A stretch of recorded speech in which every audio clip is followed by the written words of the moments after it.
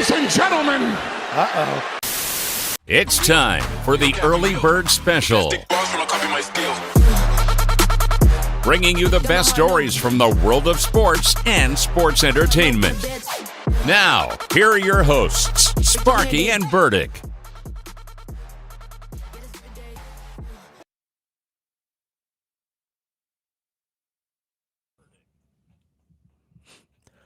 Well, good morning, Bakersfield, surrounding communities, and everybody watching online on YouTube. This is the Early Bird Special on this Jacob Fatu Wednesday.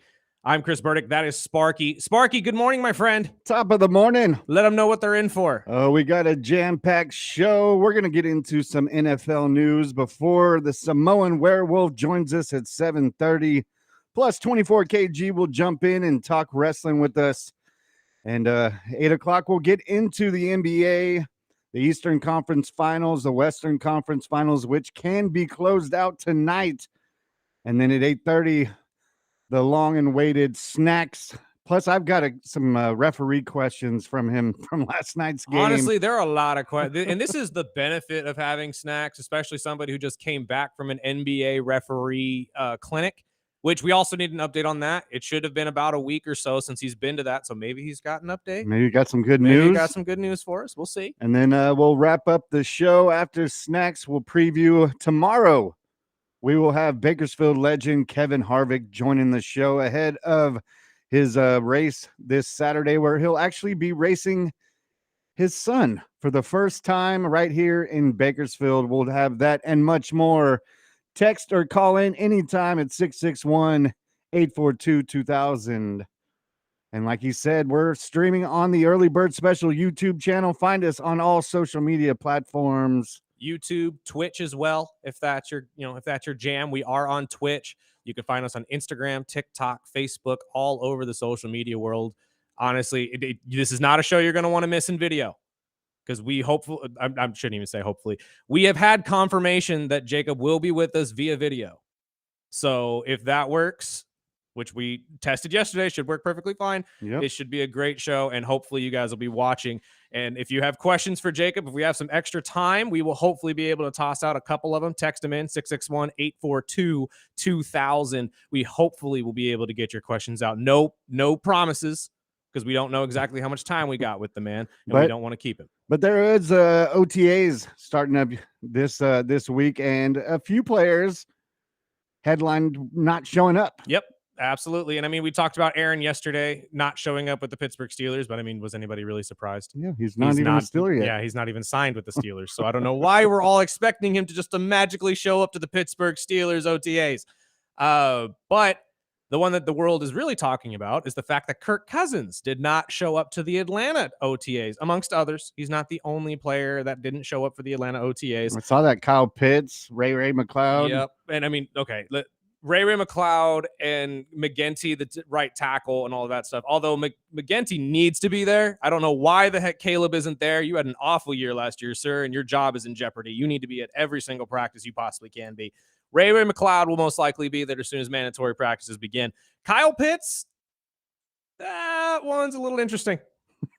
Honestly, because if you read the tea leaves in the last couple years, the Atlanta Falcons might be growing a little, worrisome, at least, that Kyle Pitts is not going to develop into the player they were hoping he would be. So that might be a tell-all for Atlanta fans like myself, that the Kyle Pitts era in Atlanta might be boiling to a tea here, and we might be seeing him leave the team very soon. Were you surprised that Cousins didn't show up? No, not at all. Honestly, there have been reports from like the offensive coordinator and all of that he has been around, a couple days the last couple weeks, but not full time. He has made it very clear he wants to be the starter, and has even had meetings with Arthur Blank to talk about potentially getting released from his contract and all that, and what he would have to do for that to actually be a thing. But Atlanta is standing firm on it. And at this point right now, you have to, because if you're looking at this deal for Atlanta, you're either going to release this man and get nothing for him and still have to pay him the money for your contract. $27.5 million guaranteed this year. Or you just sit there and wait for someone to inevitably give you a draft pick for him. And at this point right now, the only team that's really even come a knocking is the Pittsburgh Steelers if Aaron Rodgers doesn't sign. And what makes it more complicated is Cousins has a no trade clause in that deal. So he can just sit there and make that $27.5 million and play. Do you think he would use the no trade clause for the Steelers, though? I mean, I don't think that's a team that he would use that for. I don't know. I think there are a handful of teams that he would use it for. If Atlanta, put their foot down and said, yeah, we're not going to release you, then maybe he says the same. Okay, well, then I'll just sit here and watch Penix and collect $27.5 million. If that's how you want to play, it is a business. It is. And that's essentially where we're at with this entire thing is Atlanta's trade or bust at this point because they're not going to drop him. Dropping him would not help the team at all. You still have the dead cap. I mean, the best thing for you to do is to find a trade partner. And at this point, I think they're happy with just going about that and figuring out what they can get for the guy. Problem is much like a lot of these other quarterbacks that have been in the same situation the last couple of years. And honestly, not saying that Derek is any worse, but it's more of like, I was happy that Derek didn't have to go through this and he chose to retire instead, because honestly, he was going to start going down this route as well as an aging out quarterback who, teams are kind of losing faith in. I don't think there's a lot of teams that really are calling about Kirk Cousins outside of Pittsburgh. And Pittsburgh is just in desperation mode right now. If Pittsburgh knew that Aaron was going to sign tomorrow, they would hang up the phone with Atlanta today. It wouldn't even be a question. But, I mean, I am not the only one who has said this. Let's hear from Stephen A. Smith real quick, who pretty much has echoed this sentiment that there's really no faith in Kirk Cousins. I don't have any faith in Kirk Cousins. Hell no. The only thing that I could say positively about Kirk Cousins being a Pittsburgh Steeler is that at least he's won one playoff game since 2016. The Steelers have not. That's the only thing that I could say. But in terms of his level of production, compared to what we're seeing from other quarterbacks in this league, compared to the quarterbacks that we know exist in the AFC, from Mahomes to Burrow. That's cold. I mean, it's true. There's not a lot of faith in him, though. You saw what happened at the end of his play with Atlanta last year. I think it was 1 touchdown and 9 interceptions. And then we hear the story of, well, he was injured and told the team, but the team didn't do anything about it. I highly doubt that's true, by the way. I think more Kirk is sitting in a spot where he knows he was competing for a job and didn't want to give up that said job, so he kept the injury quiet. That makes more sense to me. That's just from my standpoint. And I think that this is kind of the same issue that you're going to have with him going forward is if you have him in a situation where he's not the for sure starter and he has to compete for that job, who's to say he's not going to do that again? Who's to say he's not going to mess up his knee and then not tell anybody and just think, oh, I can do it during at-home rehabs and then just play on it. And then he looks like garbage like he did for the end of his Atlanta run. I mean, am I wrong? Like, that has to be a growing concern. It's football. You never know. I know. mean, Penix can go down in camp a week after they trade him, or, Cousins could be the savior because they didn't trade him. So you never know with football, but I'm happy that Penix is the guy. I'm a big fan of Penix. I wanted him to go to Miami. But the other thing, I mean, even over in Pittsburgh, it just seems like a circus over there. Mm-hmm. And this is coming from a franchise that has been anti-circus, really, had the same coach for many years, above 500.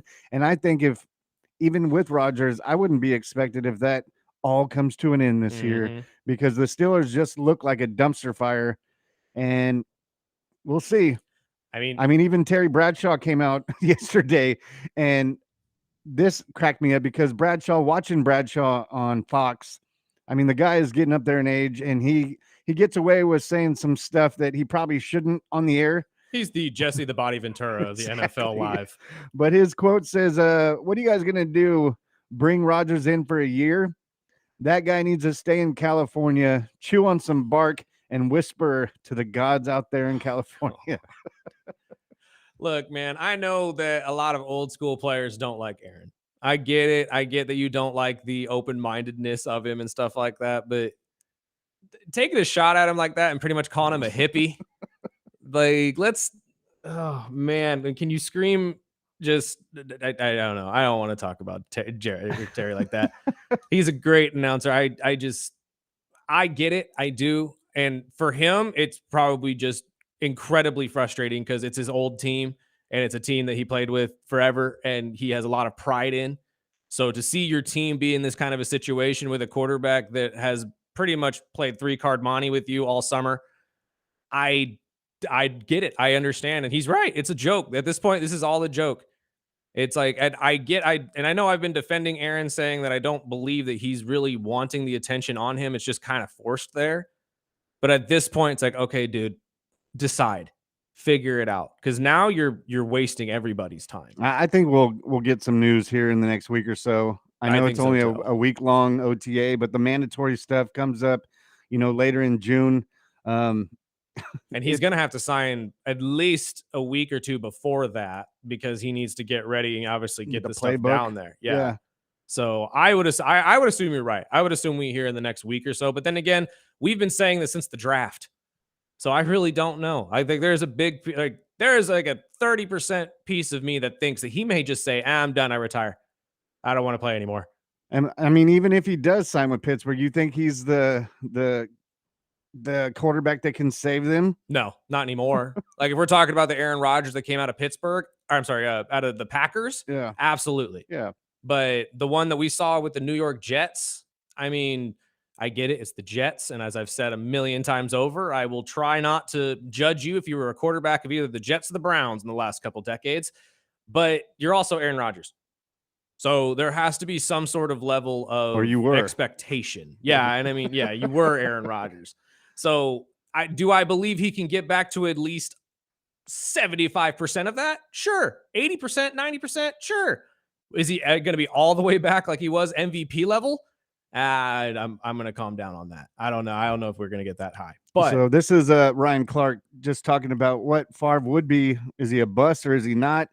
And what he expects. I don't care if everybody loves Mason. We could do a reality show. You don't want him as your starting quarterback if you're trying to contend for a Super Bowl. And so now to say that you're waiting on Aaron Rodgers to make a decision on whether or not he'll be your quarterback in 2025 and Kirk Cousins is the backup plan, clearly nobody watched Atlanta play last year. The best thing Atlanta did at the quarterback position was draft Michael Penix Jr. 8th overall to be a backup plan to Kirk Cousins. And this is in no way to cast aspersions on who Kirk Cousins has been throughout his career. But after coming off the Achilles injury, seeing the way he can't move, seeing the way he can't put spin or he can't push the football down the field anymore, he won't be an upgrade over Mason Rudolph. And so to me, it's Aaron Rodgers or bust for this team. Honestly, if you're wanting to compete, I have to agree with him. Like, you're not going to get there with Mason. You definitely ain't going to get there with Kirk.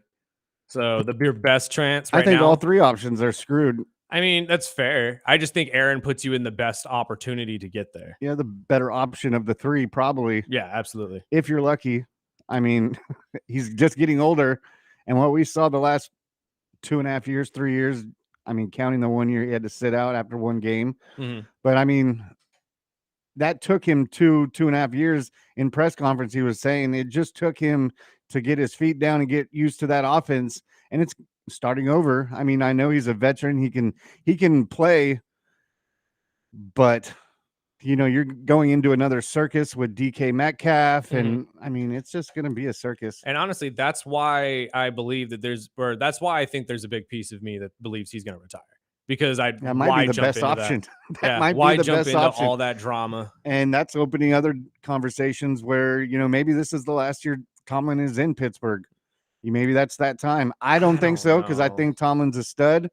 But I keep sniffing those rumors. He's never had a losing record. I get that he hasn't won a playoff game in a while. Totally understand that. Almost 10 years. But if you look at the Pittsburgh Steelers and how they've run that organization, they've had 3 coaches in 40 years, something like that. It's been a ridiculous amount of time. It's probably more than that. But I don't see them just walking away from Tomlin like that. Not unless you have a for sure better choice. And honestly, can you think of one? Because I can't. Coach? A better coach that's available right now. Not a better coach, not for that situation, but no. Pittsburgh, I could see, after going through all this, if Rodgers decides to retire, and then it kind of all looks bad on Tomlin because he didn't have a backup option. And if the backup option is Cousins. But see, that I don't think you can blame on Tomlin, because this isn't Tomlin. Tomlin doesn't go and sign players. That's on the GM. That's on the front office. He's got major push I get it's that, his but that doesn't mean he conversation. hasn't been It telling might be the guys. whole staff. I mean, I understand that, but again, like blaming the signings and the non-signings on the coaching staff is a stretch. That Yeah. I would blame on the GM in the front And it office. might be him too. Again, I I'd mean, have to they've see. gone through GMs a lot quicker than coaches, but Yeah, I know it's been a topic. I mean, if the Rodgers thing doesn't work out and they are forced to trade for somebody like Cousins, it's a whole nother conversation. no, I Or understand that. maybe Cousins comes out and plays better. Now, I would say that, like, yes, they would go to him and say, "Hey, are you okay with Kirk Cousins being your quarterback? We're going to try to make a play for him." And if he says yes, then sure, yeah, you can blame him a little bit. But again, I just feel like the moves in the front office. I don't think you blame Tomlin for that. Well, That's not he his. obviously he's obviously has input, or he would have already had a quarterback. I mean, it's going to be the whole staff, not only just the GM, but the coaching, especially if Tomlin's been there for 15, 20 years.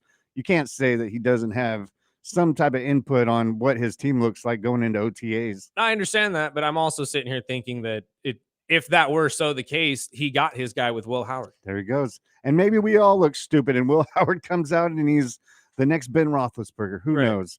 But let's take a break before we get into our conversation. Jacob Fatu, the Samoan werewolf, will join us at 7:30. But we got some more NFL news coming up after this break. The early bird special, ESPN Bakersfield, 12:30 a.m. 101.1 FM.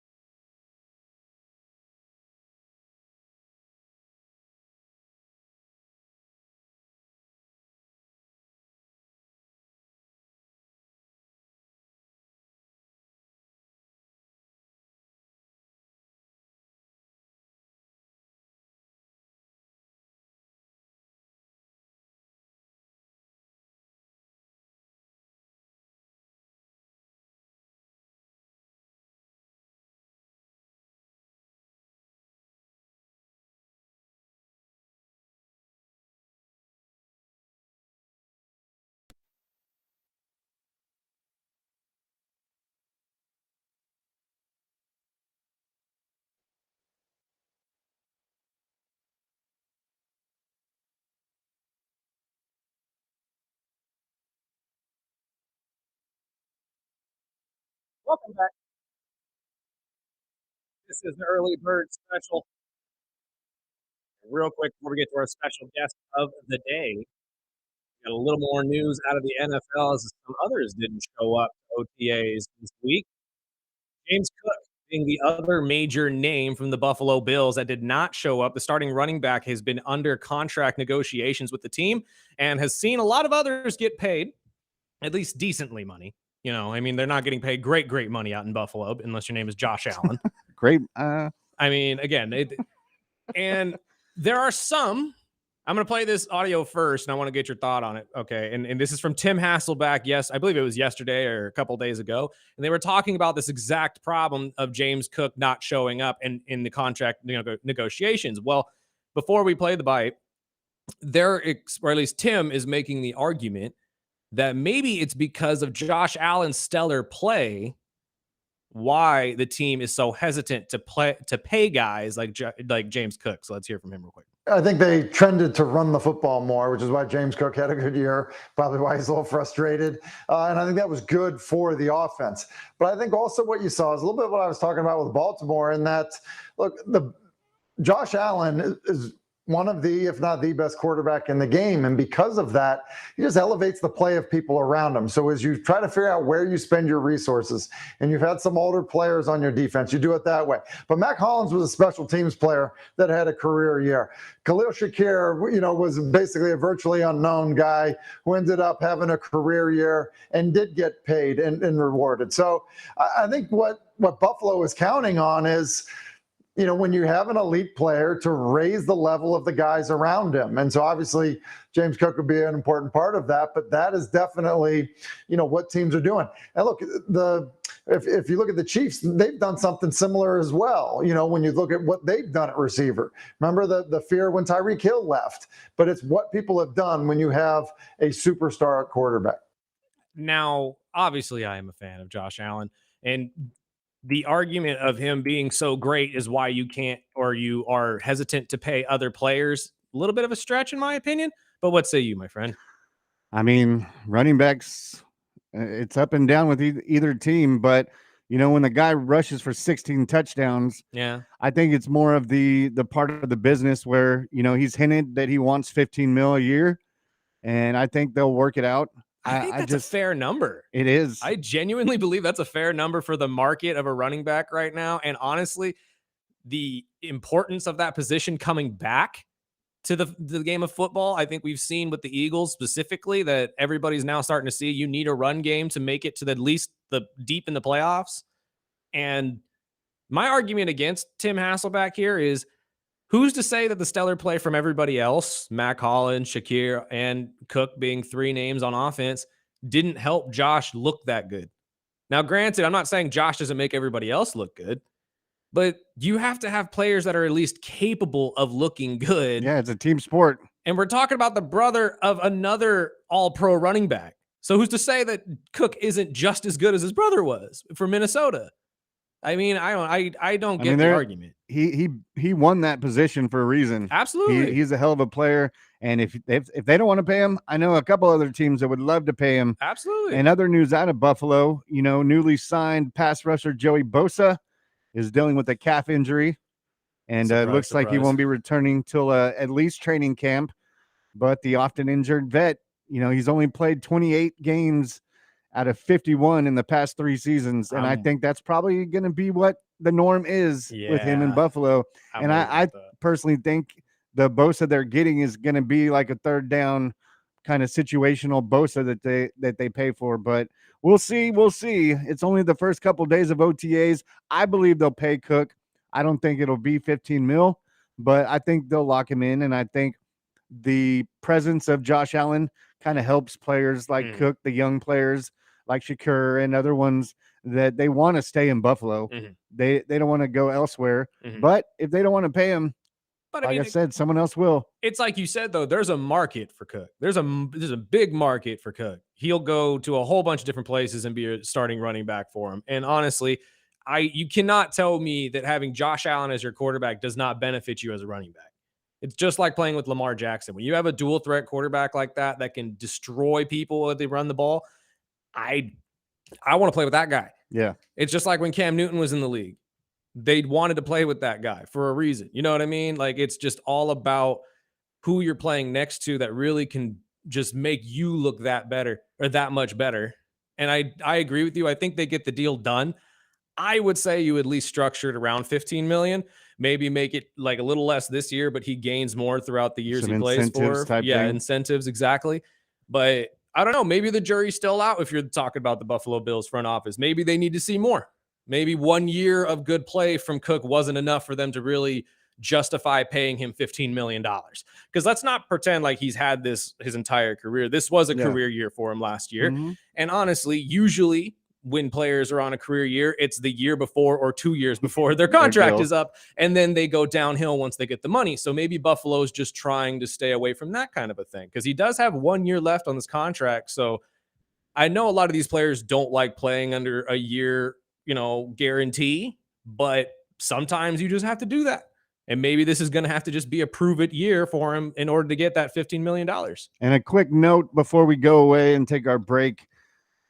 All you Dolphin fans, all 6 of you, and plus me, so 7, all 7 Dolphin fans here in town. There is still talk with Jalen Ramsey. I did hear Schefter on NFL Live last night saying that actually he's gotten a lot more trade interest than was really recently expected. Mhm. The All Pro is expecting to find a trade partner within the next few weeks. The big hanger is that the Dolphins are waiting until post June 1st, as they will save $10 million on this salary cap. Schefter did mention that the Rams, Cowboys, Commanders, Ravens, and the Bengals are the hot teams that are reaching out to Miami to try to get Ramsey before the mandatory camp starts. I like that Bengals pick. Yeah.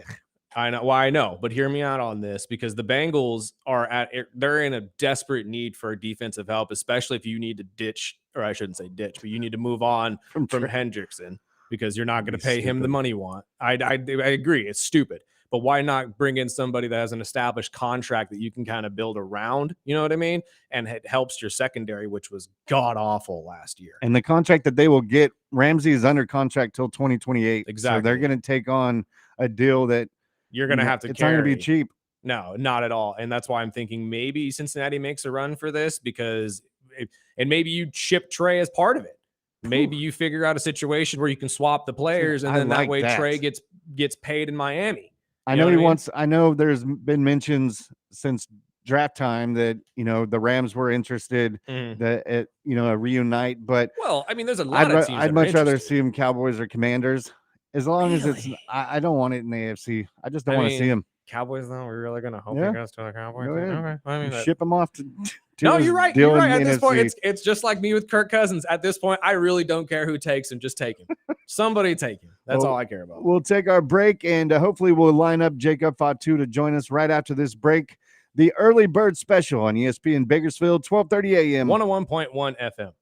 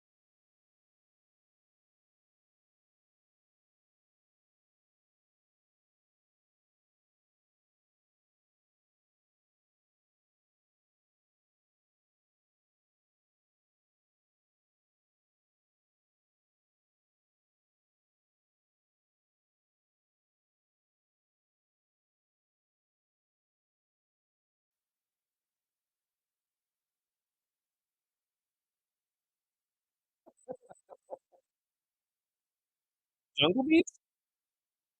Holla at me? And Shrinkers, baby. Yeah, sure. Oh, yeah, Sounded familiar. very 90s. Welcome back to the early bird Yeah, special. the Jim Johnson days. Ah, Just so do it. the pain of this job, The Band-Aid off. Yeah. Come on. the Live pain of radio, this baby. job and lining up with athletes and stuff is that their schedules get ridiculously busy. And unfortunately, we just got an email as we started our last segment. So me and Sparky just saw it as we went to break. Jacob will not be with us. He might be later in the show. Yeah, later. Hopefully, we can get him later in the show. Big shout out to our WWE rep. She's Yes. very sweet about it. And she's We very appreciate it. apologetic. Yes, and Very much so. don't get me wrong, this is not going to ruin anything for us on our end. I'm just like, No, but do you egg on do my we use this face. to announce? No, Uh, no.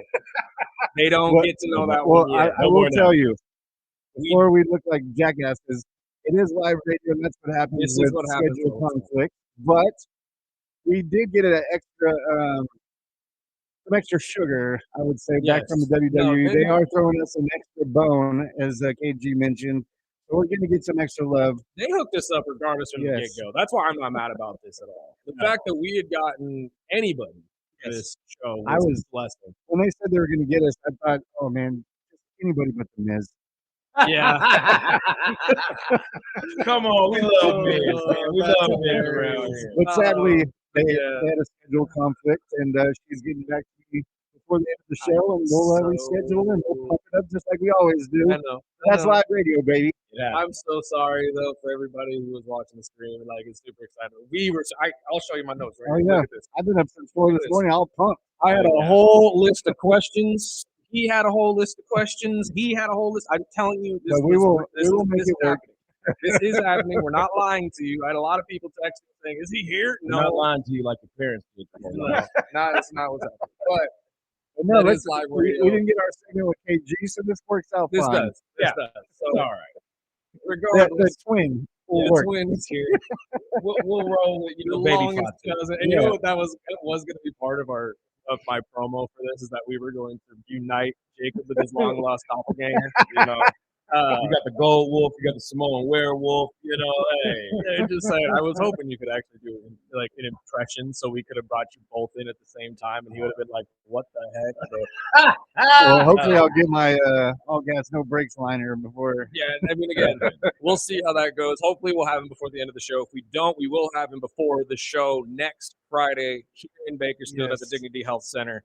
I'm sorry, the Dignity Health Arena, not the Yes. not the convention center. It's at the arena, and we will be talking all that plus more with not just him. Yeah, and Burdick's not letting me talk about it. No, But we do no, have. we got plenty of special guests coming up, Yeah, and we got teasers. I did not work on those teasers for no dang reason. But I will Come on say, now.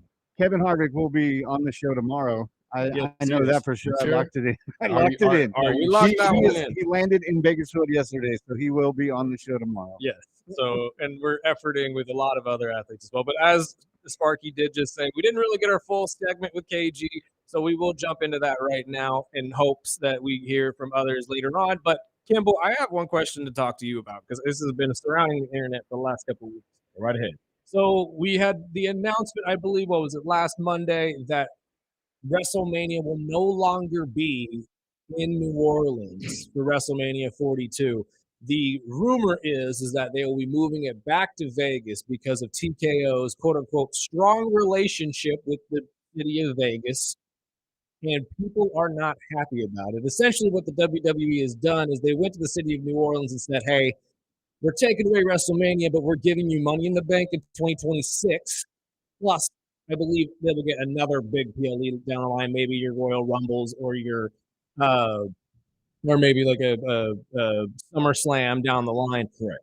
But what do you feel about this? Because a lot of the internet is up in arms that they have even moved this and the precedent that this sets, because now it makes me believe that every WrestleMania is going to be in Vegas from here on out, as long as Vegas pays the right amount of money. Well, you got to look at it like this. The cities that can accommodate something like WrestleMania are going to be the most viable options going into the future with WWE's rapid expansion of the product.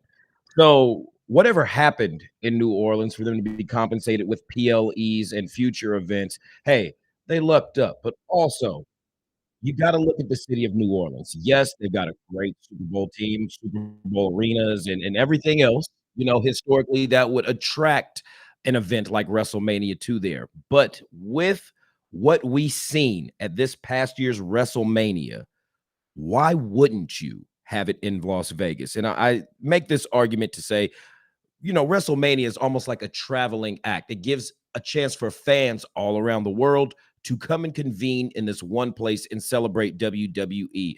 There's been talks that we'll see a WrestleMania in Riyadh one day, one in London, in England and whatnot. But for the time being, Las Vegas makes the most practical sense financially and just constitutionally for the surrounding areas in that. Now, if it becomes a residency, then we have a further discussion to open up with how long is this residency going to have its place with WrestleMania in Las Vegas, which I think is concerning to a lot of fans based on travel, accommodations, pricing. There's a lot that you really have to financially prepare for when going on something like this and enjoying it thoroughly. Well, I don't know about you two, but again, like I said, the precedent that this sets is really dangerous because all I'm now thinking is every WrestleMania is going to be in Vegas. Oh yeah. As long as Vegas pays the right amount of money, every city, including your out of country cities, your Londons, your Riyadhs, all of that. Well, maybe not Riyadh. I don't think you got enough money to buy out Riyadh, but yeah. It's going to be really hard to outduel Vegas. And really, when the way the world of sports is going, the NBA midseason championship or midseason tournament championships are in Vegas. Sounds like NFL wants the Super Bowl to be in Vegas. I believe you even have some collegiate conferences. College, all those happen in Vegas. I mean, it seems like right now everything sports-wise is headed to Vegas, and that is going to drive prices for all of these major events. Also, way up. Also, rumors of Hollywood and the film industry being relocated and reestablished in Vegas due to zoning permits and laws being more relaxed on film. Also, Vegas has a lot going on. I believe they're in the works for an NBA team as well. Yeah, Sparky, they've been. Have you heard anything about that as well with Vegas? They've been trying that forever. I think LeBron wants to build one there because the WNBA team has been so successful. Well, LeBron gets what LeBron wants. Well, LeBron has been very vocal about wanting with to be all an these NBA owner after his career. Well, with all these McDonald and LeBron commercials I've been seeing lately, can we tell LeBron to fix the milkshake machine when I'm there, the ice cream machine? It's always broken. Well, I mean, it's not even milkshakes, man. It's just powder. I know Did they you not watch posted that the video movie? of him The dancing machine's yesterday. always broke. I'm just saying. I know fans were pissed yesterday. He had a video of him dancing, and they're saying, I thought you had a knee injury, homie. Come on, again. Let's like, let's it's stick to the let him wrestling. go. Let's stick to the wrestling What before again? I get teed off about that, man. I'm sorry, my Lakers didn't do it in 5, so we'll just leave that alone. Well, again, the Lakers didn't do it for anybody, and Luka. But hey, Luka looks fit. He looks good. Luka dropped the fat. I'm saying. Yeah, he's going. He's gonna be all right. You know, he's starting to get physically fit, so you never know. I mean, this could be a positive. But with the look at Vegas, how could you not be attracted to a city that can facilitate such a huge event, numerous occasions in a row, if necessary? If that's the way that we're looking at, we could possibly get the next 2 to 3 WrestleManias in Vegas. Now, whatever else abroad that happens in the WWE PLE schedule, we'll possibly get a SummerSlam or a Royal Rumble in London or the O2 Arena, somewhere that we're used to seeing that they've made this European roundabout over the last 8 months. Right. I mean, again, I think a lot of people were worried that there was so much European PLEs happening because it made them feel like there wasn't going to be a lot of these cities getting that love that they used to. Yeah. And I mean, like you said, these events drive a ton of money to these cities. Stupid amounts of money.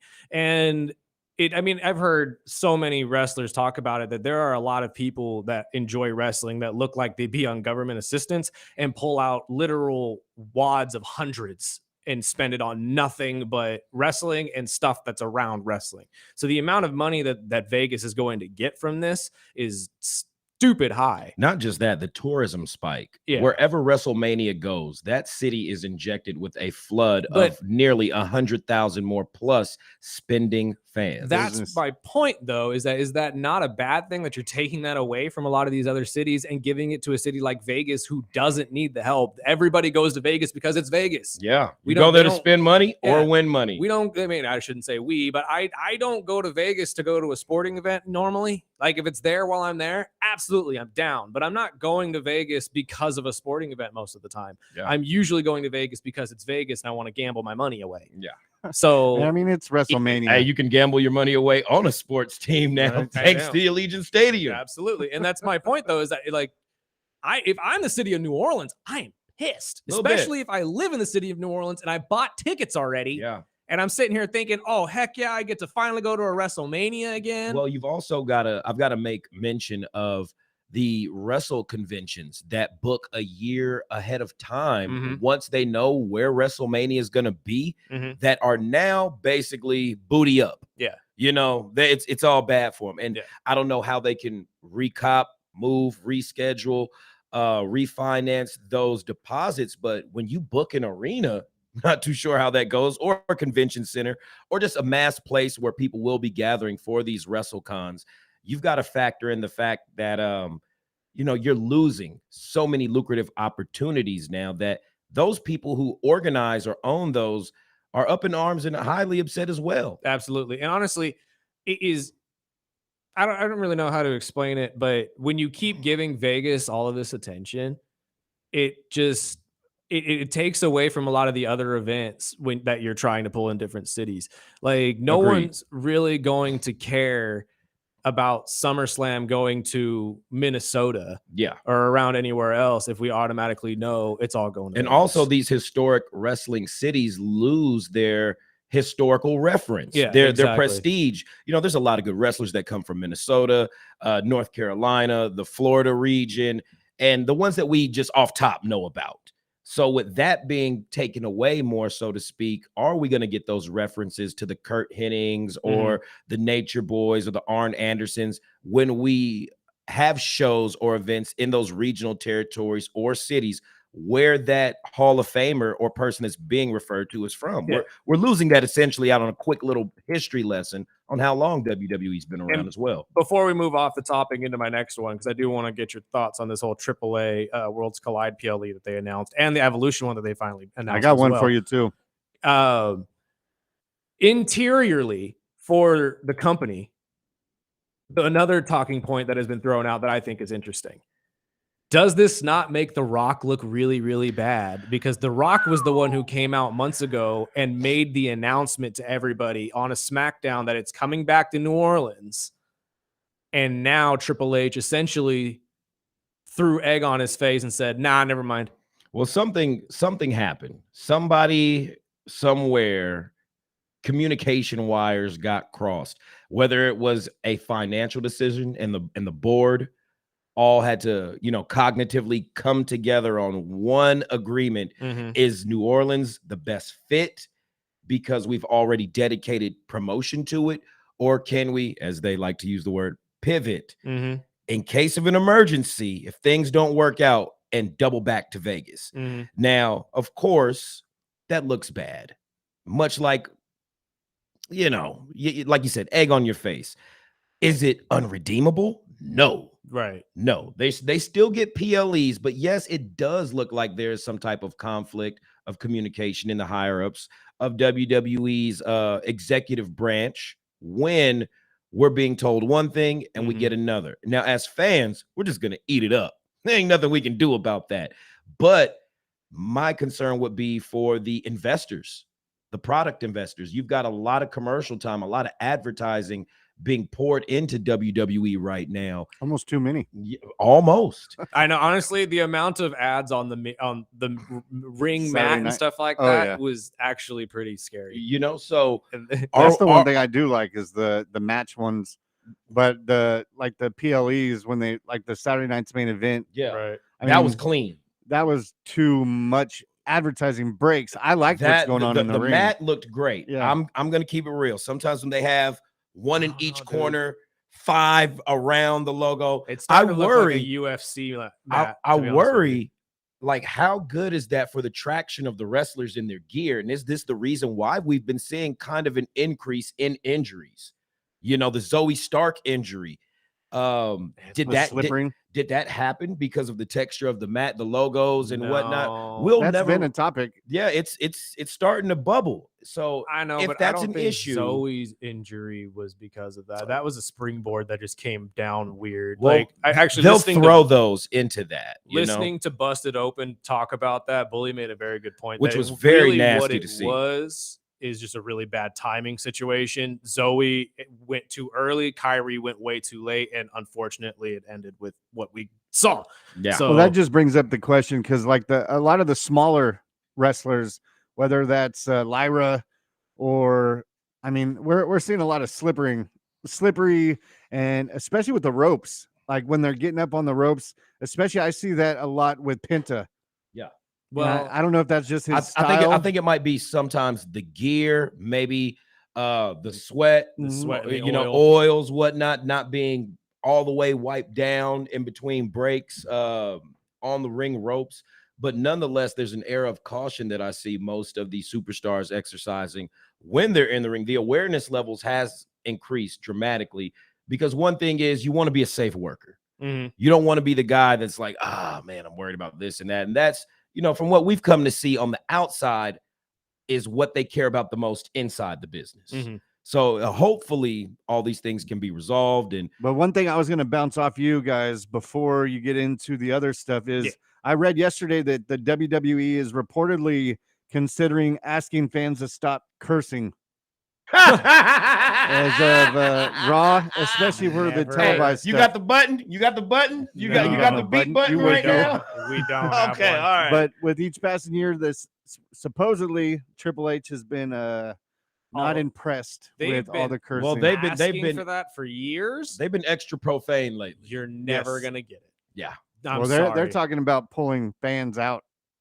And if you drop, the price is going up, you drop, $700 for a ticket. And are you gonna cuss and get kicked out? No.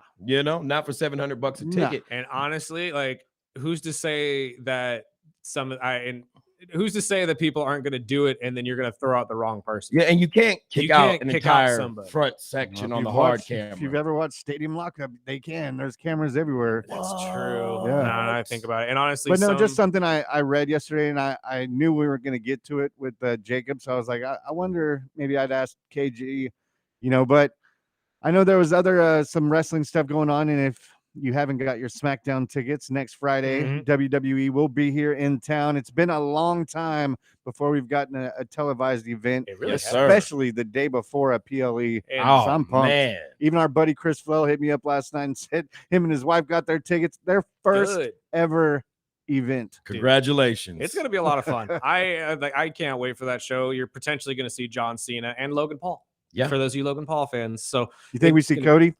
Yeah, I would say so. And since we saw him at Saturday night's main event, again, it really just depends how much buildup they want to do for. One question I have for Jacob was, who's going to get dog walked Friday?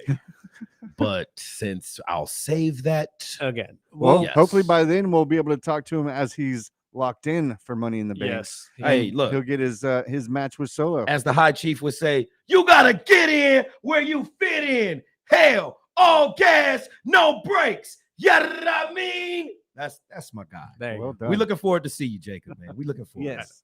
And real quick before we let you go, because the other thing that came out over the weekend was there is now a somewhat confirmed rumor that Alberto Del Rio will be losing his championship on a Raw coming up here. Folks, there was a graphic on Monday Night Raw with El Vikingo and Chad Gable that alluded to it being a mega world championship match when neither one of them is currently holding the AAA title. The current holder of that up until recently was Alberto Del Patron, formerly known as Alberto Del Rio, I will always call him Del Rio, who has had some conflicts with WWE over the years, especially with Triple H being in charge, not having so many nice things to say. This is guy. Vince McMahon level bad. Yeah, and he ended up being head of the company. I don't think he's seen that coming, or if he did, he didn't take into account how much of a reality that is. So we can pretty much confirm that he's been stripped of that AAA title. But do you think that Vikingo strips it off of him, or does it sound more like Gable might do it on a Raw and then lose it to Vikingo during Worlds Collide, which takes place, I believe, the day before? No, day after. Day after. Money in the Bank or something of that nature. Actually, I believe it's the same weekend. And are they airing it on Peacock or YouTube? I think that one's on YouTube. Okay, I believe folks. the Worlds Collide is on YouTube. Now, what you've got to factor in with this is now that, much like TNA and this partnership that we're seeing, this influx of Latino superstars, the luchadors that are coming in, you're going to see some amazing style clashes. You're going to see, much like Chad Gable's doing his whole El Grande Americano bid right now, you're going to get a lot of injection of WWE talent into the AAA roster and event. So look forward to that, people. It's the takeover literally right now. It's the global expansion of WWE, and Triple H is taking no prisoners, so to speak. I also saw they announced this morning that Stephanie Vaquer will be on Raw. Yeah. And Jordan Grace is headed to SmackDown. I wasn't going to bring up already. I was not going to be or I wasn't going to really bring that up because I wasn't happy with what NXT did last night, but I hate JC Jane. I cannot stand JC Jane. The fact that they gave her that title really bugs me. They're doing a great job with her character. No, if you feel that way, that's a great job. This girl has not had a match in months, and they just gave her the title. Why does Jada not get it? Watch WWE send her here for the interview. They should. I don't care. I'll say it to her face. You suck. I'm not a fan. Not a fan. Fallon Henley should have got a shot before you. Now that I can't agree with. Fallon Henley has been putting in the work, and she does deserve. They should have given Jada another shot, given it to her, because Jada's really the one that has the most fire under her right now, especially if you're moving both Stephanie and Jordan up to the main roster already. One thing I also wanted to let the fans know that Sparky is willing to take a chair shot from a wrestler if we get 1,000 likes right now on the YouTube. I'll do it. You know what's funny? Go to the YouTube and hit that like button. Subscribe. I will go through a table if you guys let us backstage. No, I'm just saying. Hey! I'll go through a table. I will take I swear to God, I will take a power bomb from whoever you want to have it happen through a table. And I just got out of a car wreck a couple weeks ago. I think you could take it. I think I could too. Although my doctor would probably hate me. Chiropractor hates you. I don't think that'll help. Yeah. But Sparky's willing to take that chair shot, folks. I'll take RKO too. 1,000 likes. Preferably from Karrion Kross. Yeah. If we can get a Mr. Cross in here, that'd be awesome. If he could hit the chair. Just one time with the chair. We just want to hit somebody with the chair. If you have not seen that interview online, Karrion with the his documentary is great, by the way. No, it is. It's fantastic. But really, he just did an interview with, I can never remember this guy's name. Is the guy with the glasses that does a lot of combat sports interviews. And is it the one you sent me? Yeah, I think so. It's on YouTube. It's about an hour long. Yeah. And he's had like CM Punk on it a million times. It's a great interview, and honestly, I posted one of the funniest moments of it on my story the other day, where he's talking about Logan Paul, and he's like, "I don't care who comes in, as long as I get to hit him with the metal chair." There you go. That's it. He understands that. As long as I get to hit him with a chair, that does not matter. Yeah, that's his sprinkle right there on the proverbial cupcake. It is so great, and honestly, it's just I am very, very happy to see him get a push, at least in the merch game, at the very least. I mean, we haven't seen him get one a push of the most yet deserving people, I'd have to say, who's really dedicated himself to over the last 4 years. This guy is literally the bringer of downfalls. Here, real quick though, before we get out of here, since we only have a minute, we have 2 male qualifiers left. Who do you think they are? Ooh, we'll leave the female ones for next week, since we'll probably be waiting for that until after Monday Night Raw. I'm gonna go definitely with Jacob Fatu. Mm-hmm. Him and Solo in the match together would be very interesting. I did have that as a question. Plus, he has background with Penta, LA Knight, and Seth Rollins, so the chemistry would be there. This is gonna cook. The second one, I'm gonna leave that up to Spark. Oh man, I got Fatu, and who's the other guy? But who's the other options? We don't know who the other match is. They haven't announced it yet. Yeah, no. So pick anybody. Will we get a qualifying match in Bakersfield? No, the day before. Yeah, probably not. Although somebody could be replaced. You will get the promo where all of them are kind of bickering, and we get the fight in between everybody. So personally, I think the other one should be Karrion. I Oh, think yeah, Carrion should get the last definitely. spot. But Or that's Punk. just Hell yeah. that's just my Maybe thought. Punk. Punk maybe too, but I think Punk's got enough on his plate. Yeah. KG, thank you once again for your time, my friend. We'll talk to you again next week. We got to take a break real quick just for the early bird special on ESPN Bakersfield. We'll be right back. Yarin.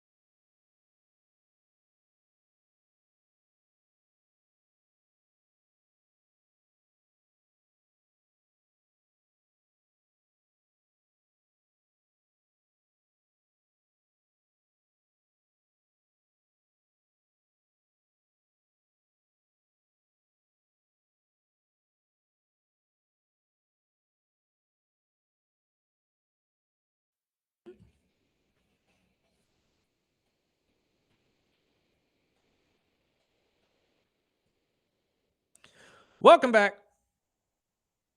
Early bird special, hour 2. We got some basketball to talk about.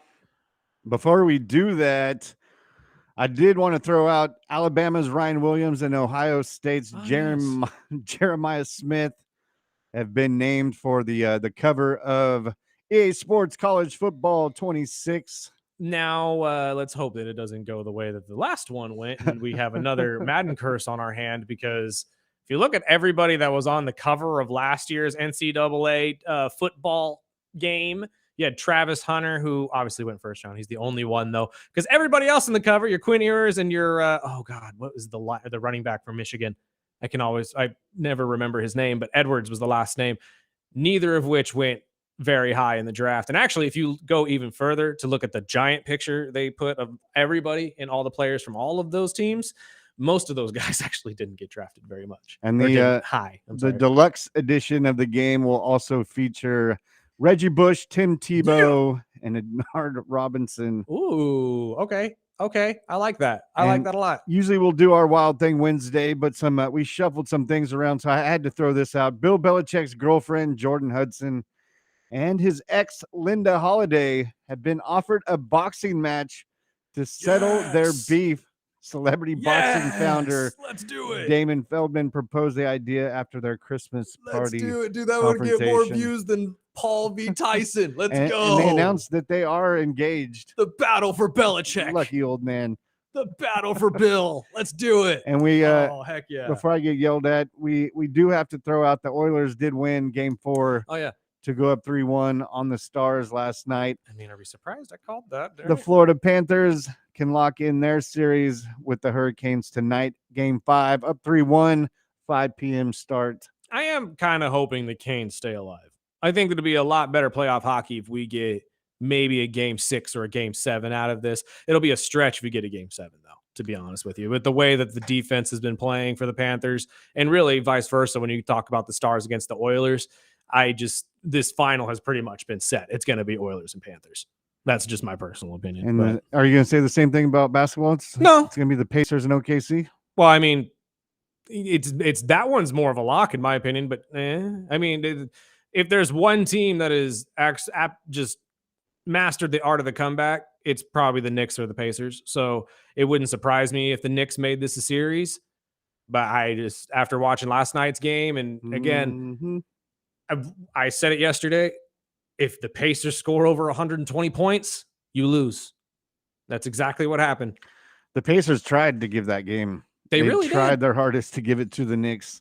Which is saying something since they scored 130 points. Yep. Like Tyrese Halliburton's dad watching from the sideline for the first time since round 1 of the playoffs, and Tyrese goes off.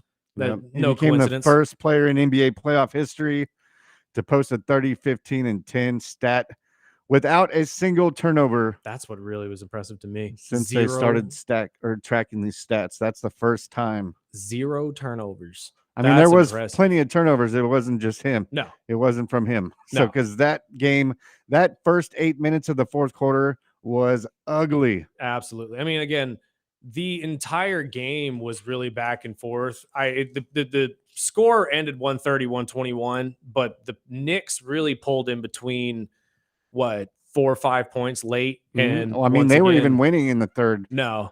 Yeah. I'm sorry. No, you're right. Yeah. Absolutely. I mean, it was just ugly. And like I said, in the second half, the Pacers were trying to give him the game.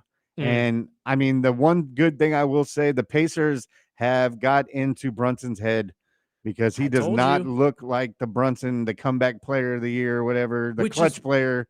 Wild to say, because he's still scoring a ton. Like, he really is. He's the leading scorer for him every game. But you're right. I mean, I said it yesterday. It seems to me like the guards have gotten in Jalen's head and have really caused a lot of these stupid fouls, which is really what keeps him off the court. I don't know. And we'll talk to Snacks at 8:30, because I got some questions, because those refs last night, and me and Flail were texting back and forth during the game, and he was like scratching his head. I'm like, it's got to be one of the toughest jobs to be an NBA ref or just a basketball ref, because every foul, every call, you got the player throwing up his hands and throwing a fit. Even on call, it was ugly. I was watching during the Oklahoma City game 2 days ago. SGA shot free throws, made them both, and then they were going to break, and he was chirping at the ref as if something got called. And I'm like, dude, like, you were the one shooting the free throws. What are you complaining about? Like, you got fouled. I don't understand what the issue here is, but I don't know. Again, when we look at this series, really both of them, Minnesota looks more like the team that is just done. Like, I don't think they have the gas to really come back. The Knicks, for some reason, I'm getting this feeling that they could reignite themselves with the right game. And honestly, if you're going back to New York and you need a game here, I could see them pulling it off in the Garden. Now, I think they're like 3-5 or something like that in this playoff run. And unfortunately, the Pacers are 6-1 away. But it's the Garden. We've said it a million times. If there's one place where you play your A1 basketball, it is at the Garden. And honestly, if you are a Knicks player with your back against the wall and you're about to get bounced out of the playoffs at home, you better show up, because the entire city of New York will be waiting for you outside of that door if you don't. And I've got a new respect for OG. He is one of the best hustler players that I've seen in this playoff series. Agreed. Not only that series, but the series before that. I mean, even in Boston, OG steps up when they need him. It just seems like the other players, I mean, Cat is hit and miss, and he I don't know how bad that knee injury is going to be, because I know he clocked knees with the Pacers last night and went down. But I mean, he forces some shots, but OG keeps them in those games with those offensive rebounds. He's the reason that they are even close in these games. And you know, if somehow Brunson can find his mojo ahead of game 5, I think it'll be a better series. But towards that fourth quarter, within I mean, before 7 minutes into the fourth quarter, it looked like they were just done. Yeah. Again, it's the mentality part of it, right? Like we've seen them really have that bulldog-esque mentality to come back in these games, especially when they're playing people like the Celtics. But for some reason, and I shouldn't say some reason, I feel like the main reason why they can't pull it off against the Pacers is just because the pace of their game and the fact that they run so much is hard for the Knicks to keep up with. And Tibbs' style of play doesn't really combat that very well because your starters are going to be tired at the end of these games, as we see what we really have seen from the last couple of years of their playoff runs is that their starters really just fizzle out in the last part of these series because they can't keep up with the amount of minutes they're playing. Tibbs has really tried to adjust that though, at least this year. He's gone to more of a 9-player rotation than the 7. But I just think that you need something defensively if you're a Knick right now. Because I agree with you, OG Anunoby is probably the unsung hero of this team. But you have so many better players that need to contribute even more. I mean, Miles Bridges is a great example. Josh Hart coming off the bench has always scratched my head. I don't know why they made that adjustment. It really hasn't changed anything against the Pacers. And if you're playing against the Pacers, you need to play small. You don't need to play big. I'm sorry, like you need to run. That's how you're going to beat the Pacers is somehow getting in front of their pace and then forcing them to slow down. And that's how the Knicks got into the game was the Pacers fouls. Right. And it cut it into, half court basketball. And that's when the Knicks could get in and win those games. Exactly. When they play full court, the Knicks are looking lost. Yeah, because they can't keep up minute or just endurance wise. Nobody can. It's the Pacers live off of transition basketball. That's literally what they've done to get here. And that's one thing I will say. If it ends up being OKC and the Pacers, I think it's going to be an entertaining series. And I think if anybody out of the NBA has the stamina and can keep up with a team like the Pacers, it is OKC. And I mean, we talked a little bit off the air, but I think I'm hoping that the Knicks make this a series. But if it's, they're both backed into 3-1 series as well as Minnesota. And, if it pans out like it looks like it's going to pan out, I think we're going to have a hell of an NBA Finals. I think we will competitively, and I think a lot of people believe that. I know the Scott Van Pelt podcast was talking about that the other day, and I agree with them. My only issue, or at least my only sidebar to this, would be this is a nightmare for the NBA in terms of market because it's going to be 2 small market teams. Yep. They were really hoping the Knicks would make it to the finals. Trust me, because you can, with a big market like New York, the amount of money you would pull in is astronomically different than you would with this series.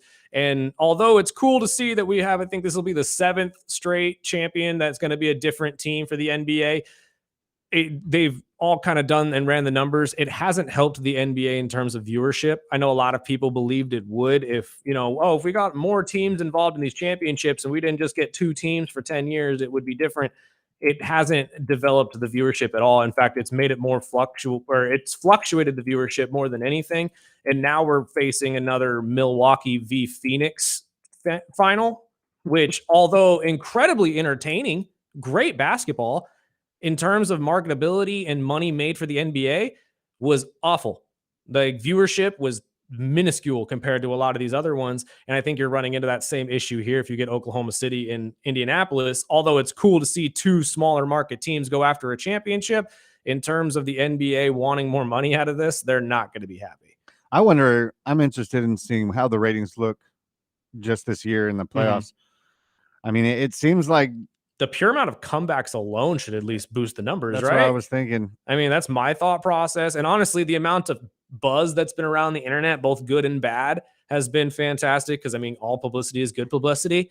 But I agree with you. I would love to see the ratings, and you will see the ratings once all of this is over. They usually just wait until the very end to tell you what the finals ratings were, because normally that is what is the most watched of all of this is the NBA Finals. Well, I'll be watching, and I'm hoping we'll get into Game 5 of the Timberwolves and OKC right after this break. What do you think? You think the finals are locked in? Text in 842-2000. This is the Early Bird Special on ESPN Bakersfield, 12:30 a.m. 101.1 FM.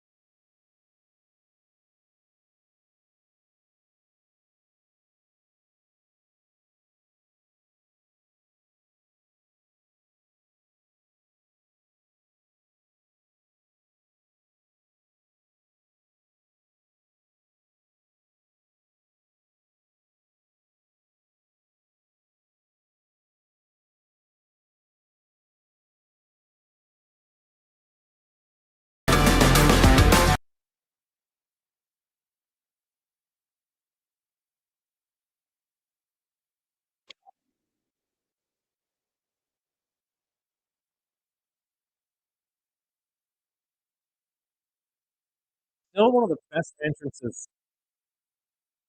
One of the best wrestlers. Oh yeah. If he shows up on Friday Night SmackDown, I will be singing this song. 'Cause you can videotape me and everything. I will gladly do it. God, he's somebody in that Messiah situation. Anyway, happy birthday, Seth Rollins. I believe he's on Good Morning Football this morning again. If I'm not mistaken. It's over my head, but I can't tell if it's actually a replay or if this is live. Not 100% sure. But it is Seth Rollins' birthday, so we will say happy birthday to the visionary, Revolutionary. the great Seth freaking Rollins. And honestly, it's hard to say. He's not really the Shawn Michaels of this generation of wrestlers. He really is Kinda just reminds that you of that. guy of the flair, his ability in the ring. It's unmatched. So I am very, very happy to see that this generation of wrestlers has been led by arguably one of the best we've ever seen in two different ways. We obviously get Seth Rollins helping out with the people in ring, and you also get Triple H and Shawn Michaels helping them outside the ring. So there's a good blend there.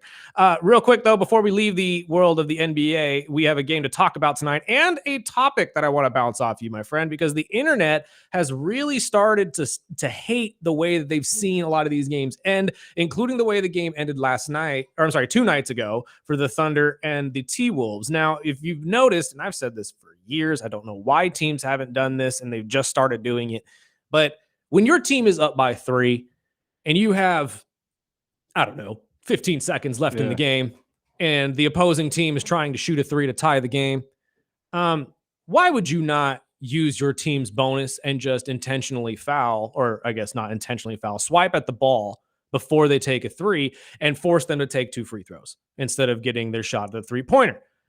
Fans now on the internet are starting to get upset about this. They don't like that style of basketball. They believe it should become an intentional foul. Whether becoming an intentional foul, it would be an automatic turnover essentially and give the ball back to the other team, giving them a shot at a 3 again, for obvious reasons.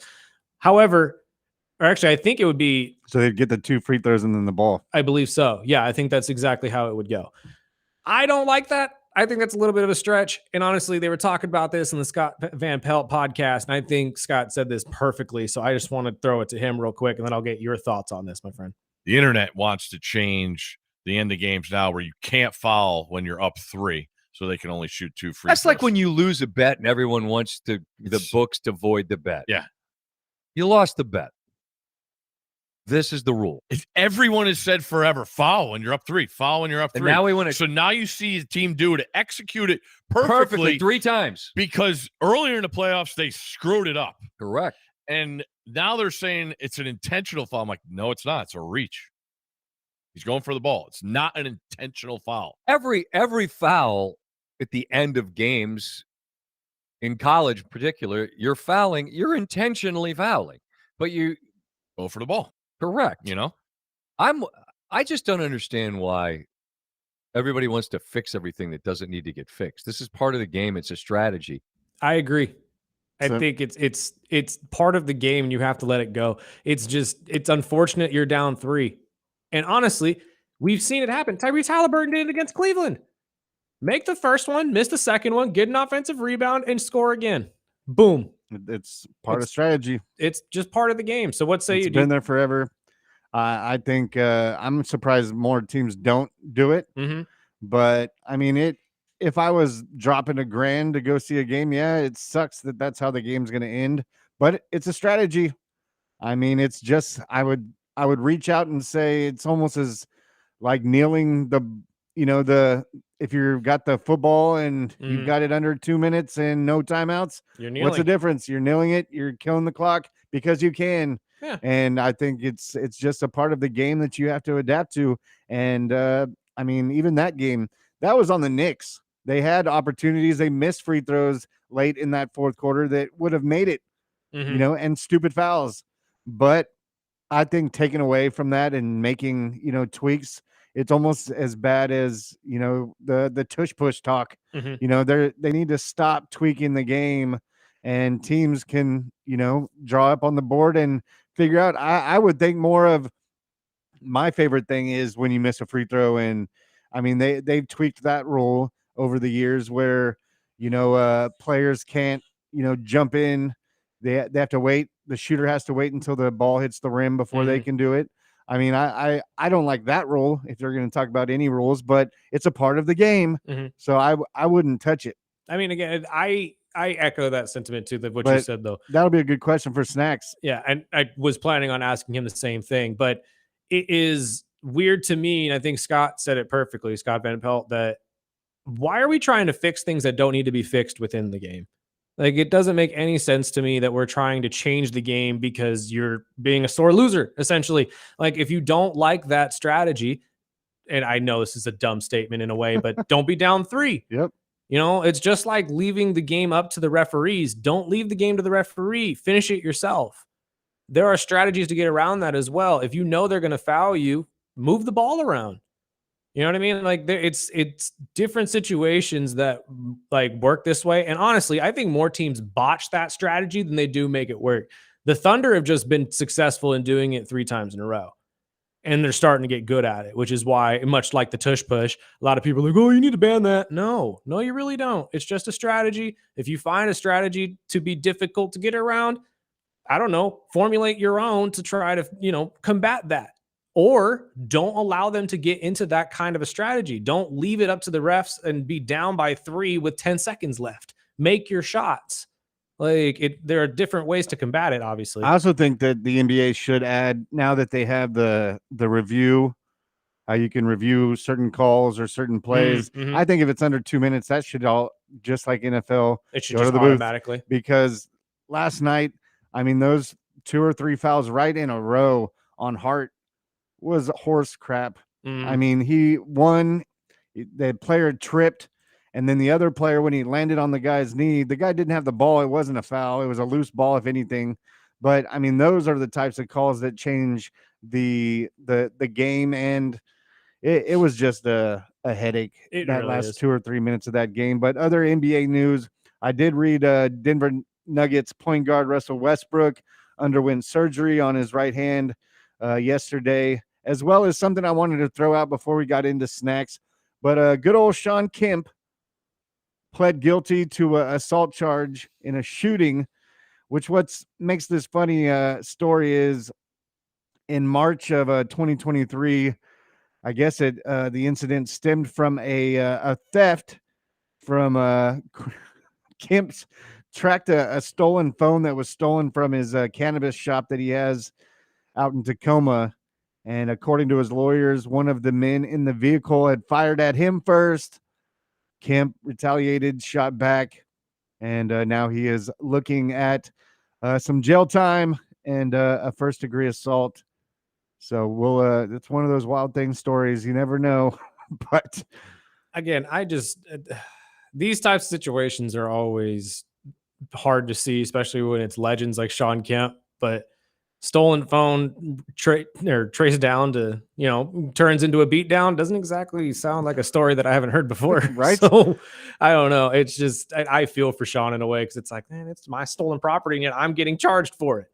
This is ridiculous. A stolen gun shouldn't. It's like one of those pan out, stories you hear about somebody breaking into someone's house and then breaking their ankle and suing the person who owns the Yep. house. It's like, how does that work? Like, this man was stealing. Clearly, he's the criminal. But again, Yeah, it my is friend what it is. Michelle and I were talking about that. There was a story that broke out yesterday that a guy, I believe it was a juvenile, 17-year-old kid, had broken into an older lady's house and was looking for jewelry. Yeah, naturally. And the older lady she didn't kill him, but she shot his leg and hurt the kid.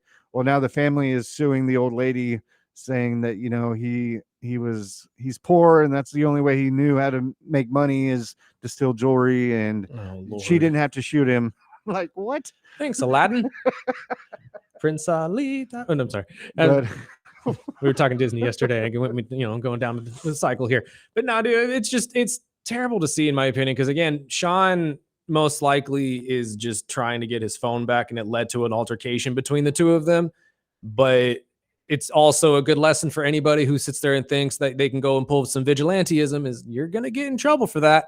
So calm be down, Rain mindful. Man. Exactly. Be mindful. Not everybody can be Liam Neeson trying to find find his daughter. Well, we'll take this break. We'll welcome back Snacks from Hits 93.1 right after this break. The Early Bird Special, ESPN Bakersfield, 12:30 a.m. 101.1 FM.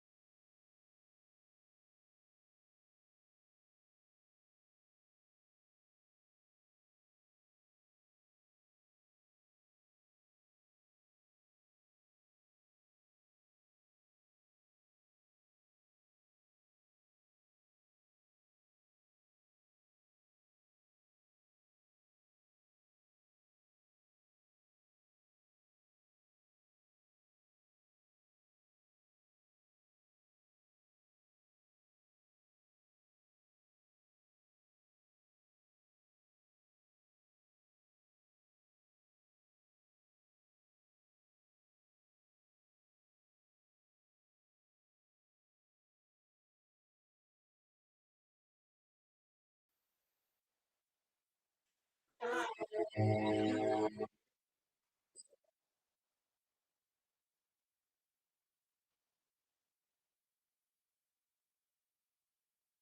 can dig it. It's nice. Tyler? Is this a Tyler song? Oh, yeah. It's a new one? That's his newer album. Oh, that's why I haven't heard it. Welcome back to the Early Bird Special. I'm Chris Burdick. That's Sparky. And honestly, now that I'm hearing it, yeah, I could see how that could be Tyler. Yeah. I love his music. I just haven't heard his newest album yet. I really haven't had a lot of time to dive in. Well, if you had a teenager son, you probably know that album from front and back. So yeah, it's probably very, very true. Again, I don't. How often is there some Blair music in the house? all day. Yeah. We're into music at our house. Look at you, man. Playing 3 instruments, and whenever he wants to come up with music, You're raising the rock Go ahead. stars of the Do it. future. do it, boy. That's awesome. Real quick, we got a special guest on the phone with us. I have to ask him about this because, God, I need to hear this from the referee's point of view. But our boy Snacks is on the line. Sir, how are you? Yo, good morning. Good morning. Good Good morning. morning. So I got to ask you real quick before we get into your thoughts about these conference finals so far. The talking point of the day in terms of the NBA, this entire movement to get rid of fouling up 3. What have you seen this? I have not. So the internet is trying to essentially strong arm some people into stopping the ability to foul up 3, like we've seen the Thunder do to the Timberwolves a couple times now, where they're up by 3 and you intentionally foul, essentially, in order to only allow them to shoot 2 free throws rather than 3 and get the ball back. And they want to change this into an intentional foul where they would essentially benefit the team that's getting fouled and stopping the defense from being able to do that. What do you think about this entire thing? And do you think that it's a valid strategy for basketball and it shouldn't be moved? Well, you got to love the rules gurus that know nothing about the rules, right? Because this is already a rule. It's called the transition take foul. So you have the clear pass foul, you have away from the play foul, and you have a transition take foul. So transition take foul in NBA is pretty much like an intentional foul. Mm-hmm. Where you get one shot. When you get one shot in the ball, clear pass is where, let's say, I get the ball off a rebound and I immediately and I'm above the free throw circle and I immediately get fouled trying to make a transitional play. Right. That's a clear pass foul. With no defender in front, there's a clear pass foul, so then you get 2 shots and where the spot of the ball was. And then you have the away from the play foul, where you basically where that came into play with the whole Shaq rule. All these came in because of the Shaq rule. Yeah, the hack a Shaq stuff. Yeah, and so the away from the play foul, if you foul a player before the ball is inbound, we consider that away from the play foul. Mm-hmm. Or if the ball is on one side of the floor, but the foul happened over in the other corner, we consider that away from the play foul. So we shoot a one-shot technical and put the ball back in where the ball was. So all these are rules. It's just, are they implementing the rules? Well, in the game, and in the games like this, you don't poke the bear, basically. So but would it still count? So take into this situation just in case, because I think this is more what they believe it actually is. So say both teams are over the bonus and the team that's down 3 is walking the ball up, and then you get a swipe at the hand of, a quick, a reach foul in which that would go to free throws. I think that's more what they're trying to combat. Is that a rule right now in the NBA already? Is there something that actually combats that or no? No, there's just a common foul because you're still technically going for the ball. Right. So as long as you're going for the ball, it's a common foul. I don't think that's like a rule that you can really change, because what are you going to change it to? Like just take the ball back out when you're already over it. Because if you change that, now you got to change when do they shoot the bonus. See, I think so that's the whole point. I think what the internet would want is more of like that would become an intentional foul, which would be at least 1 free throw and the ball back. Just like a technical. Yeah, just like a technical. And it would only be implemented at like the last 10 seconds of the game, I would assume. But I don't know. I don't like it. I'm not a huge fan of this. Yeah, so I mean, because ultimately it ends up either a clear path or a transitional take foul, and then if that's the case, you're constantly going to keep shooting free throws, and I don't think that. Me personally, I wouldn't want to watch that because you understand that the team is still trying to come back, and it's been a part of the game for years. So And then Sparky actually brought up a very interesting point as well. Should the NBA move to maybe like the last minute or two of the game, everything gets reviewed? Or do you think that would slow the game down a little too much? I would prefer that instead of them being able to challenge whenever, because I feel like there's way too many challenges going on. Totally. I agree.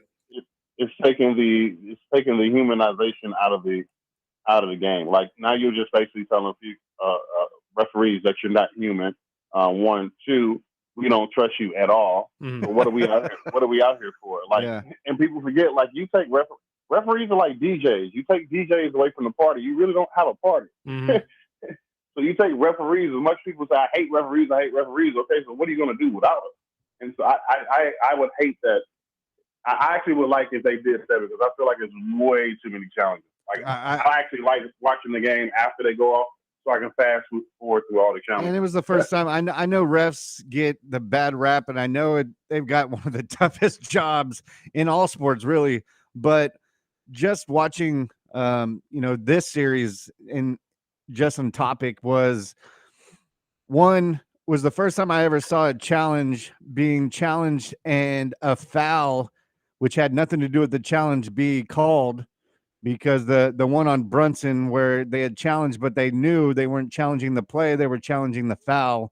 So the ref came out after the challenge, said, okay, well, we missed the foul. We gave them the foul, and then they won the challenge. So they were able to save that last review.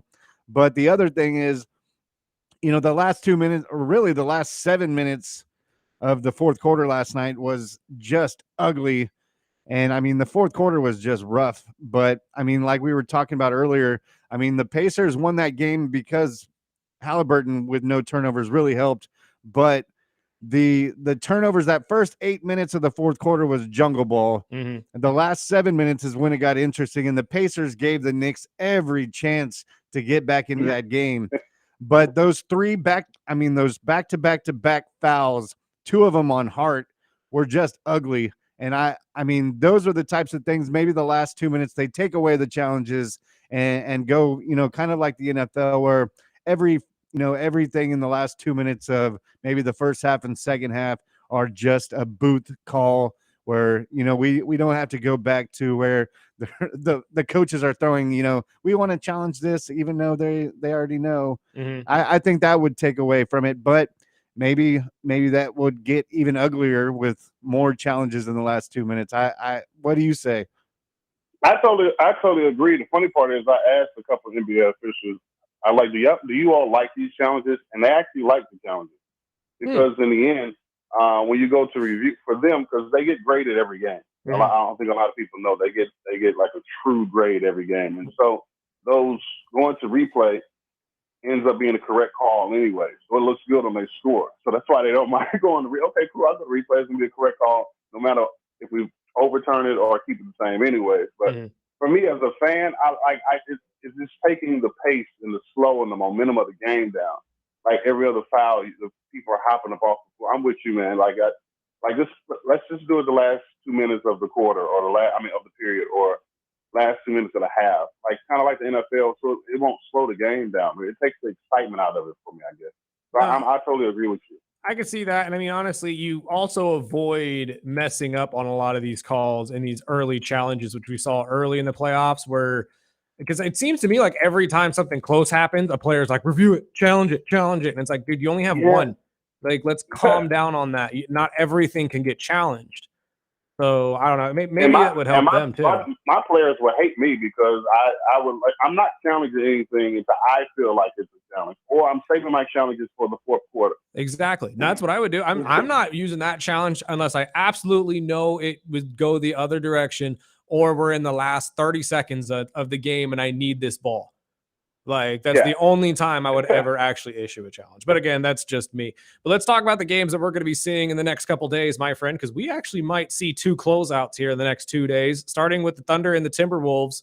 The Thunder are currently sitting at an 8.5-point favorite, says ESPN Bets. Do you think that the Thunder close out tonight, or do you have a little bit of faith that we may see a pretty Jordan-esque game from Ant, to say least? Oh, man. I was thinking about this guy because I knew we was going to talk about it. I think we're going to get that Jordan-ish game from Ant. Like, we're going to get one good game, one classic game out of him, then they close it out the next game. Mm-hmm. But I do, again, have OKC winning this. But I feel like we deserve that from Ant because he's been so inconsistent, and I feel like every year around this time is injury prone. I know I talk about this every week, guys. It's a long series.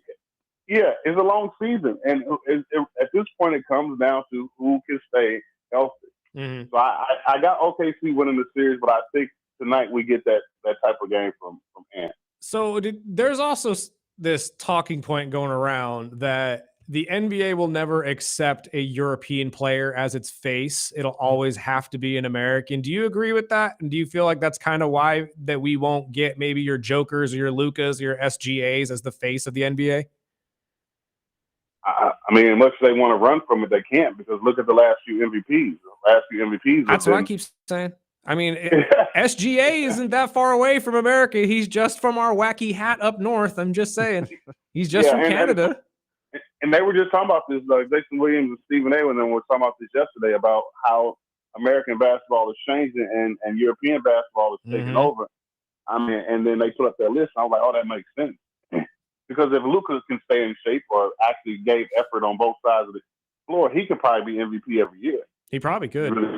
Yeah, he'd probably be MVP every year. So as much as the league is trying to run from it, and I don't see why they were trying to run from it, because they're trying to start NBA Europe. They already started the BAL, which is Basketball Africa League. So I don't. Why we just make whoever the face is, whoever's the best player, that's the face. Why make it hard on yourself? I have to agree with that. I don't know. I don't get the internet's push against anybody that's a European basketball player, because I agree with you. The game has changed tremendously in the last couple of years, and it really has gone more towards the European style. I know we were all, or I shouldn't say we all, but everybody back in the early 2000s and late 90s when this was really taking over and we got more European players in the NBA, everybody was always criticizing them, saying they were too soft and they couldn't handle the game here. And now everybody is playing that way. You got big men shooting threes and not really backing down or getting rebounds. So it just seems to me like we should make that adjustment as the face as well. And maybe it's more beneficial to put someone European based on there. And if anybody says Europeans are soft, they haven't watched European basketball. I know. That's what I'm saying. Like, if you not watch the Olympics, they usually punch us when we get anywhere close. Like, that's ridiculous. And then real quick, one last question for you, my friend, before we let you go. Knicks versus Pacers. Obviously, last night, the Pacers took a commanding 3-1 lead. Is there any chance, in your opinion, that the Knicks make some sort of resurgence back? No. Not at all. I know we got to go. Not at all. My quick, brief summary to this, like we talked about all year, that the Knicks don't have enough depth. And still, I mean, he plays his players too long. And the Pacers have depth. And they're doing exactly what they should do. Pick them up full court and tire them out. And like we mentioned earlier in the game, the only way the Knicks were getting into the game last night anyways was because the Pacers are fouling. And it cut the game in half where they were playing half court. And that's where the Knicks could, get back into the mix. And I think if they don't start out hot and they have to, play catch up the whole game, that's what's hurting them. And of course, Tibbs' coaching style. But really, the overall thing is the Pacers have just found a good strategy to keep Brunson, locked in. And it looks like he's getting more frustrated each game. And when they take away, then you're relying on players like Cat, which I'm not sure, how 100% he is after that injury last night. But yeah, I have to say it, man. Pacers have found a way, and I'm kind of looking forward to a Pacers OKC finals. Yeah, me too. I know America probably isn't, because it's probably gonna be the lowest rating finals ever. But two small markets that have been consistent all year. I actually want to see that. And honestly, I really do.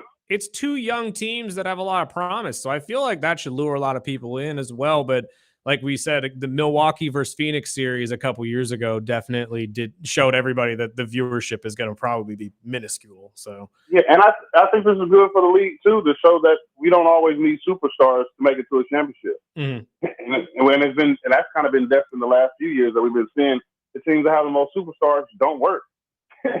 I mean, the teams.